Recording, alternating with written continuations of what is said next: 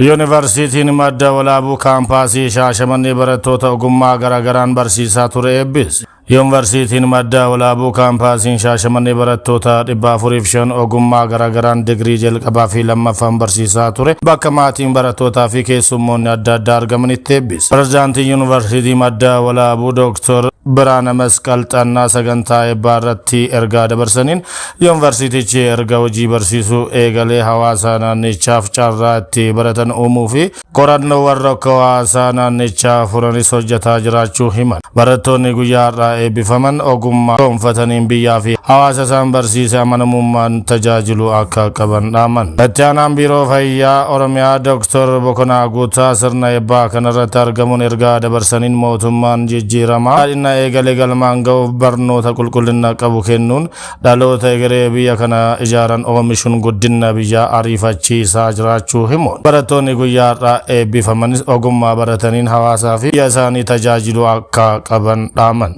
Barattootaa fi maatii barattootaatiif baga guyyaa kanaan geessan jechuun ergaa dabarsaniiru. Kantiibaa magaalaa Shaashamannee Baadaan Takla Goorgis Jaldoo dabalatee hooggansi naannoo godinaa fi magaalaa Shaashamannee sadarkaadhaan jiran sagantaa eebbaa kanarratti argamaniiru. Yaaddoo balaa lolaa waqtii gannaa ta'uu irraa gara iddoo bashannanaa fi soora qalbii sammuu namaatti ce'aa jiraachuun isaa kan himame lagni qabbannaa ijaaramee ijaarsi isaa xumuramuun iddoo bashannana gaarii ta'uun isaa himame. Bulchiinsa magaalaa Finfinneetti seenaa magaalattii pilaanii ammayyaa waliin qindeessuun misooma qarqara lagaa jalqabee haala naannoo fi xiinsammuu jireenya hawaasummaa guutumatti jijjiiruu danda'uun hojjechaa akka jiru ibsameera. Lagni qabbannaa kaabaa Finfinneetii ka'uun walakkaa qaxxaamuruun keessa kan yaa'u yeroo jalqabaatiif riqichi 1902 akka hojjetame seenaan galmee kan agarsiisu yoo ta'u yeroo maraa waqtii gannaa jiraattotaaf yaaddoo ta'aa akka turetu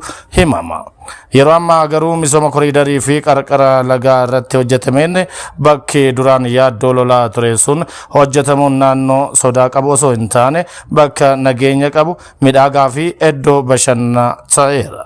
Misoomni ededa lagaa irratti kaabaa dhagaan ijaarame guutumatti yaaddoo sodaa balaa lolaa yeroo gannaa kan hambise yoo ta'u mukkeewwan baay'inaan dhaabamanii fi iddoowwan magariisaan hojjetaman qilleensa naannichaa fooyyessuu fi haala qilleensaa madaalawaa taasisuu keessatti gahee olaanaa akka qabanis ibsameera. Piroojeektiin kunis daandiiwwan aspaaltii, daandiiwwan deemsa miilaa fi biskileetii, waltajjiiwwan aartii fi giddugaloota daldalaa kan of keessatti hammate waan ta'eef midhaagina kennuu qofa osoo hin taane jiraattotaaf carraa hojii uumuun walitti hidhamiinsa diinagdee keessattis gumaacha olaanaa akka qabu ifoomeera. Piroojeektiin laga qabbannaa kunis harowwan xixiqqaa laga kanarratti uumaman irraa ka'uun harowwan bishaan kuusan waan uumamaniif waqtii ho'ee hammaachuu danda'utti qilleensa naannichaa akkuma maqaa isaa qabbaneechuu akka danda'u seerameera.